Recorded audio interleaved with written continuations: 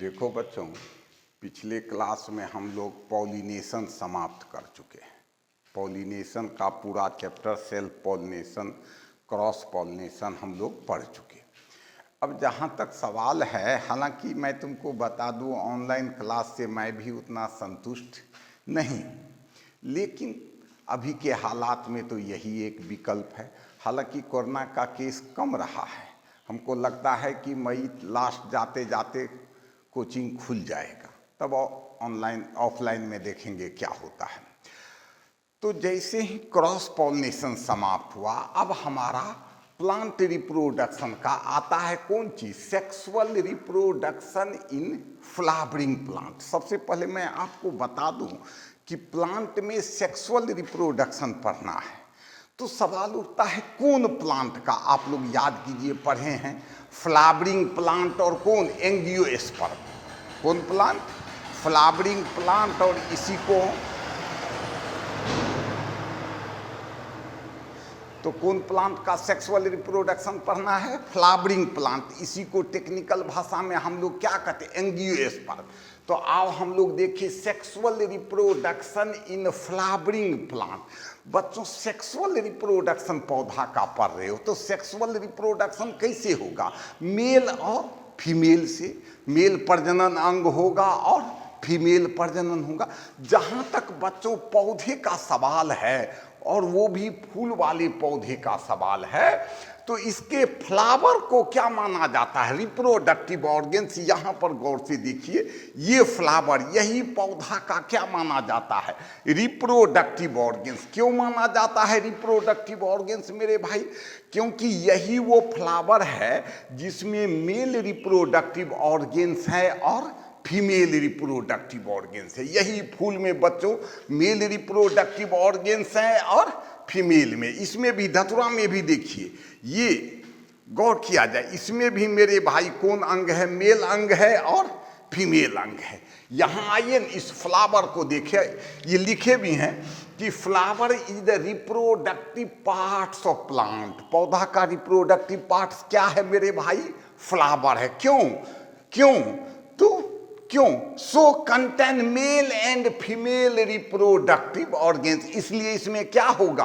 क्योंकि फ्लावर में मेरे भाई मेल और फीमेल अंग होता है। मेरी बात को गौर करें, फ्लावर में मेल अंग भी होता है और फीमेल अंग भी। इसीलिए इसको क्या माना जाता है? पौधे का रिप्रोडक्टिव ऑर्गन्स क्या है भैया? Flower. Flower is reproductive organs. चूंकि फ्लावर पौधे का रिप्रोडक्टिव ऑर्गन्स है, सो इसलिए इसमें क्या होगा? Mail and female reproductive organs of the plant. जैसे कौन प्लांट? फ्लावरिंग या एंजियोस्पर्म। अब मार्क करो, थोड़ा सा मार्क कीजिए, इस फूल को गौर किया जाए, देखा जाए इसको। ये देखो मेरे भाई, क्या है? पेडिसील। क्या है फूल का? पेडिसील। ये हरा वाला को गौर करिए, ये धतुरा का, ये हरा वाला आपका क्या है? कैलिक्स। क्या है? कैलिक, जिसका सिंबल के यूनिट क्या है इसका? सेपल। दूसरा है मेरे भाई कौन? कोरोला। ये उजला वाला क्या है? कोरोला। गौर कीजिए, ये उजला वाला, इसी में देखिए मेरे भाई, ये पीला वाला क्या है मेरे भाई? कोरोला। जिसके एक यूनिट को, एगो को क्या कहोगे? पेटल। हालांकि मैं आपको बता दूं कि ये कैलिक्स और कोरला मेरे भाई, कौन चीज?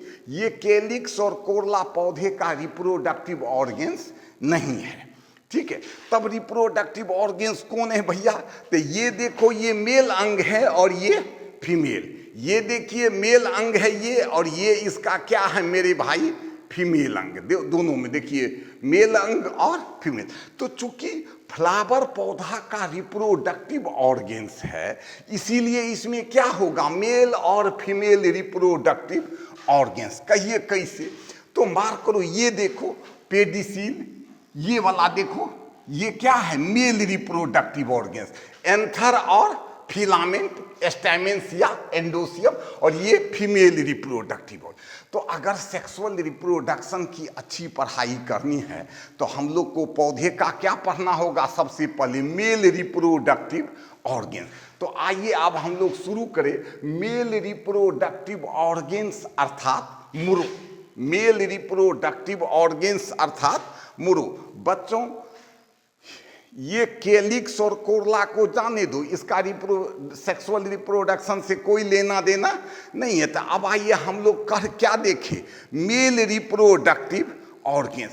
अब जहां तक मेल रिप्रोडक्टिव ऑर्गेन, इसके बाद कौन पढ़ेंगे, फीमेल। तो अब मेल रिप्रोडक्टिव ऑर्गेन्स कहाँ मिलेगा, इतना बात तो तय है कि कहाँ मिलेगा, फ्लावर में। फ्लावर में कहाँ मेरे भाई, तो बाहर से गिनती करो, पहला दूसरा और ये केमा तीसरा, पहला दूसरा तीसरा, मतलब समझिए third outermost whorls male reproductive अर्थात मुरो कहाँ मिलेगा, मुरो found in the third outermost whorls of flower. कौन होल्स, थर्ड।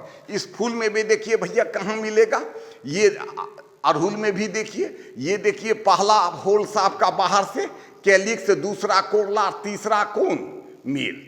तो ये कहाँ मिलेगा मोरो, found in the third outermost whorls of flower.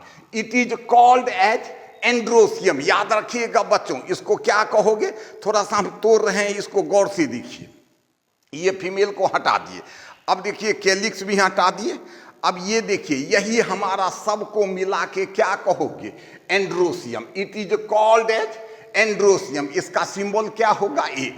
अब एक चीज गौर से देखिए, सबको मिला के एंडोसियम कहेंगे कि एगो को, लाजमी है सबको मिला के कहेंगे।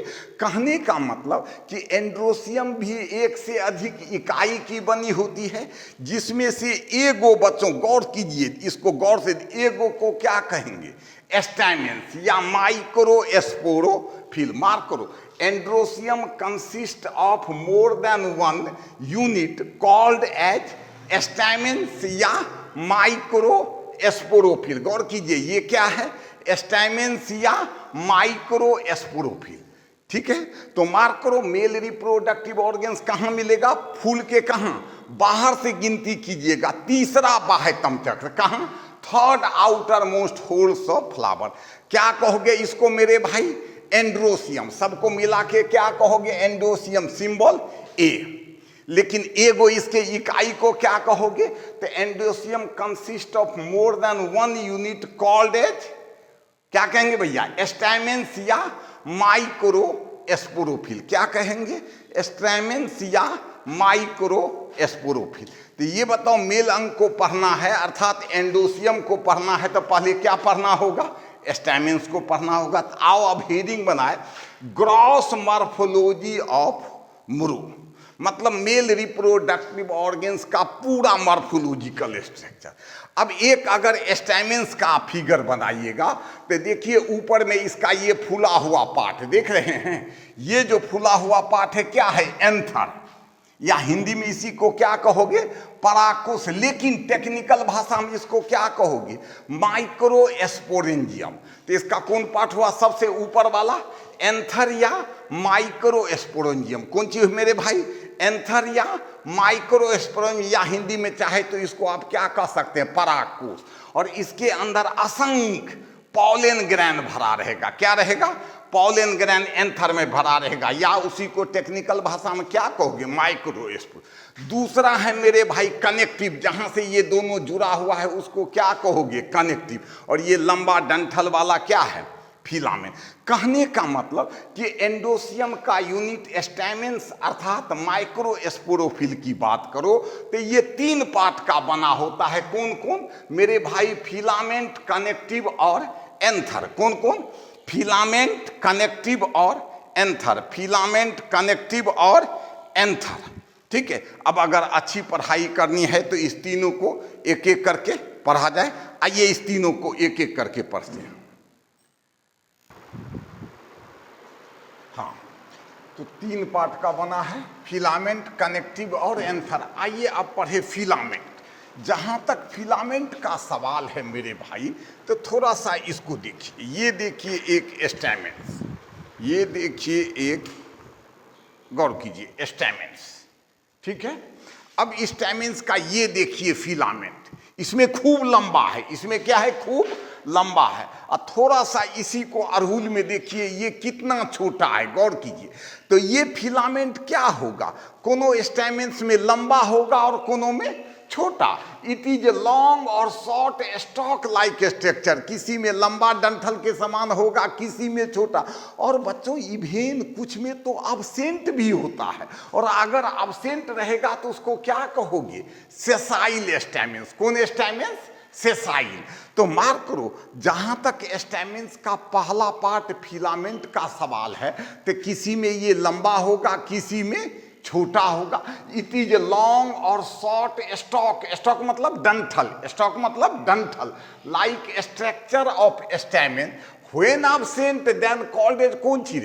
Sessile stamens. अच्छा, it bear anther at the top, इसके ऊपर में क्या लगा रहेगा? आप गौर से देखिए ना भैया, इसके ऊपर में क्या लगा रहेगा? एंथर। तो मेरे भाई फिलामेंट क्या हो गया? ये स्टैमेंस का लंबा या छोटा डंठल के समान रचना है। क्या है? लंबा या छोटा डंठल के समान रचना। जब अब्सेंट रहेगा तो उसको क्या कहोगे? Sessile stem. इसके ऊपर में क्या लगा रहता है? Anther. It bear anther at the top. अब बच्चों थोड़ा सा मार्क करो, आओ कनेक्टिव को गौर करें। जहां तक कनेक्टिव का सवाल है, इसमें थोड़ा सा समझने वाला बात है। ये देखिए आपके सामने में हम ये कर रहे हैं, गौर कीजिए इसको। ये देखिए एक एंथर को हम क्या किए? तोड़ दिए। ये देखिए फिलामेंट हटा दिए। अब देखिए प्रत्येक एंथर 2 लोब्स का बना होता है। गौर कीजिए आपको, ये देखिए, ये देखिए प्रत्येक एंथर कितना लोब्स का बना है? 2 लोब्स का। गौर कीजिए एंथर कितना लोब्स का बचा है? 2। और मेरे भाई यहां पर आपको हम नजदीक करके दे रहे, देखिए इसके बीच में एक छोटा सा उभार है। गौर कर रहे हैं? दरअसल यही उभार आपका क्या है? कनेक्टिव है। क्या है? कनेक्टिव एक विशेष प्रकार का एडहेसिव मतलब जोड़ने वाला उत्तक है। कनेक्टिव क्या है? एक विशेष प्रकार का एडहेसिव अर्थात जोड़ने वाला उत्तक है, जो क्या करेगा? एंथर के दोनों लोब्स को तो जोड़ेगा ही, एंथर के दोनों लोब्स को तो जोड़ेगा ही, साथ साथ एंथर से फिलामेंट को भी क्या करेगा? जोड़ने का काम करेगा। ये देखिए connective is a special types of कौन tissue? Adhesive tissue. Connective is a special types of कौन tissue? Adhesive tissue which connect anther lobes together, जो एंथर के दोनों लोब्स को मेरे भाई क्या कर रहा है? जोड़ने काम कर रहा है। क्या कर रहा है? जो एंथर के दोनों लोब्स को क्या कर रहा है मेरे भाई? जोड़ेगा। साथ साथ as well as also connect filament with anther. मेरे भाई इस बात को याद रखिएगा, कंफ्यूजन रहता है। दरअसल कनेक्टिव 2 एंथर लोब्स, मेरी बात को गौर करें, 2 एंथर लोब्स के बीच, फिर से मार्क कीजिए, 2 एंथर लोब्स के बीच एक विशेष प्रकार का कौन उत्तक है मेरे भाई? एडहेसिव टिश्यू है। ये देखिए 2 एंथर लोब्स के बीच एक विशेष प्रकार का क्या है? एडहेसिव टिश्यू है, जो एंथर के लोब्स को तो आपस में जोड़ता ही है, साथ साथ फिलामेंट को भी एंथर से क्या करता है? जोड़ता है। तो कनेक्टिव इज क्या है? स्पेशल टाइप्स ऑफ कौन टिश्यू? एडहेसिव। एडहेसिव मतलब जोड़ने वाला उत्तक, which connect anther lobes together, जो एंथर के दोनों लोब्स को आपस में क्या करेगा? जोड़ देगा। As well as also connect filament with anther, साथ साथ फिलामेंट को भी एंथर से क्या करेगा? जोड़ेगा। मतलब समझिए कि कनेक्टिव एक विशेष प्रकार का एडहेसिव जोड़ने वाला उत्तक है, जो एंथर के दोनों लोब्स को तो जोड़ेगा ही, साथ साथ फिलामेंट को भी एंथर से जोड़ता है। तो 2 पार्ट हो गया, फिलामेंट और कनेक्टिव। 2 पार्ट हो गया। कौन कौन? फिलामेंट और कनेक्टिव। अब आइए तीसरा पार्ट हम लोग क्या देखें? एंथर। कौन चीज देखें? तीसरा एंथर। इसी को बोटनी में क्या कहोगे? बायोलॉजी में माइक्रोस्पोरेंजियम। बच्चों बेहतर होता एंथर को आप क्या कहते हैं? माइक्रोस्पोरेंजियम कहते तो ज़्यादा अच्छा होता। वैसे हिंदी में पराकोस या एंथर भी ठीक है, लेकिन बेहतर होता क्या कहते? माइक्रोस्पोरेंजियम। अब गौर से देखिए ये कहाँ है? Third important topmost part. यह एंथर का सबसे ऊपर वाला तीसरा महत्वपूर्ण पार्ट है। ये मार्क कीजिए, ये एंथर का स्टैमेंस का, किसका? स्टैमेंस का सबसे ऊपर वाला तीसरा महत्वपूर्ण पार्ट है। Third important topmost part of stem. और जहां तक एंथर का सवाल है बच्चों, यहां एक टर्म आता है, इसको देखिए, एक टर्म आता है फर्टाइल और दूसरा टर्म आता है एस्टराइल। मार्क कीजिए, एस्टराइल मतलब होता है बांझ और बंजर। एस्टराइल मतलब क्या होता है? बांझ और बंजर, जो प्रजनन के दृष्टिकोण से कोई उपज न दे, उसको क्या कहोगे? बांझ या बंजर या एस्टराइल। मेरे एक मित्र हैं जिसको 10 बरस तक 10 बरस हो गए शादी के, कंजुगल लाइफ के, लेकिन आज तक उनको संतान नहीं हुआ। तो क्या है वो? सेक्सुअली एस्टराइल है। अब आओ मेरे भाई, फर्टाइल मतलब क्या होता है? उपज देने वाला। फर्टाइल मतलब क्या होता है? उपज देने वाला। तो मार्क करो, ये एंथर स्टैमेंस का एकलौता पार्ट है जिसमें उपज होता है। कौन चीज? Pollen grand. और उसी पॉलन ग्रैंड से क्या बनेगा? Male gamete. क्या बनेगा? तो तीसरा महत्वपूर्ण पार्ट है एंथर या माइक्रोस में। मार्क करो, ये क्या है? तीसरा महत्वपूर्ण सबसे ऊपर वाला पार्ट है। क्या है? Third important topmost part of stamens. Stamens का सबसे ऊपर वाला तीसरा महत्वपूर्ण पार्ट है, and it is a fertile part. कौन पार्ट मेरे भाई?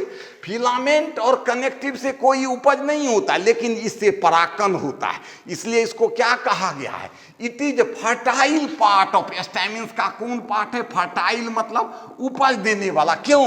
तो because it produce large number of pollen grains, क्योंकि इससे असंख्य संख्या में क्या बनेगा? पॉलन ग्रैन, और जिससे क्या बनता है? मेल गैमेट या स्पर्म बनेगा। ये तो तीनों पार्ट हो गया, फिलामेंट, कनेक्टिव और एंथर। अब आओ थोड़ा सा टाइप्स ऑफ एंथर देख ले। हालांकि दो ही टाइप। पहला है डाइथिकस एंथर। कौन एंथर? बच्चों मार्क करो, डाई मतलब दो, अथिकस मतलब लोब्स। लोब्स मतलब क्या? पाली। लोब्स मतलब मेरे भाई पाली। लोब्स मतलब पाली, ठीक है। तो डाई मतलब दो, अथिकस मतलब लोब्स। एंथर समझ मतलब समझे, जब एंथर दो लोब्स का बना हो। एंथर कितना लोब्स का? दो लोब्स। और देखो ना, प्रत्येक लोब्स में क्या गो चेंबर है? दो गो, एक दो, एक दो। तो जब एंथर दो लोब्स का बना है और प्रत्येक लोब्स में पॉलन चेंबर भी दो दो गो है, तो सब न दो गो है। एंथर में लोब्स भी दो गो है और चेंबर भी दो गो है, इसीलिए इसको क्या कहेंगे? डाइथिकस एंथर। मतलब समझिए कि जब एंथर दो लोब्स के बने हो, जब एंथर कितना लोब्स के? दो लोब्स के। ये देखो न, एक लोब्स और दो लोब्स। जब एंथर कितना लोब्स का बना हो? दो लोब्स का, और प्रत्येक लोब्स में दो दो पॉलन चेंबर हो, और टोटल कितना? 4 पॉलन चेंबर हो, तो उसको क्या कहोगे? डाइथिकस एंथर। मार्क करो, when anther consist of 2 lobes. When anther consist of, देखो न, एक और दो, कितना lobes? Consist of 2 lobes and each lobes contain 2 pollen chamber। प्रत्येक लोब्स में क्या वो pollen chamber है? दो। and thus total of कितना? 4 pollen chamber then called as डाइथिकस anther. जैसे धतुरा, मस्टर्ड। बच्चों सबसे कॉमन 99% पौधा में कौन एंथर होगा? डाइथिकस। एक और है मोनोथिकस है, लाजमी है। मोनो मतलब एक, थिकस मतलब पाली। तो इस एंथर में कितना लोब्स होगा? एक ही लोब्स होगा। कितना लोब्स होगा? लाजमी है एक लोब्स होगा, तो पॉलन चेंबर कितना होगा? 2। तो ये देखो, when anther consist of only 1 lobes, only 1, केवल एक, and thus only 2 pollen chamber then called as monothecous anther. ये एक ही पौधा मेनली होता है, जैसे चाइना रोज। तो मार्क करो, मोनोथिकस एंथर क्या हुआ कि जब एंथर केवल एक ही लोब्स का, केवल और केवल एक ही लोब्स का बना हो, और उसमें कितना पॉलन चेंबर? एक लोब्स होगा तो लाजमी है कितना? ओनली 2 पॉलन चेंबर हो, तब उसको क्या कहोगे? मोनोथिकस एंथर, जैसे चाइना रोज।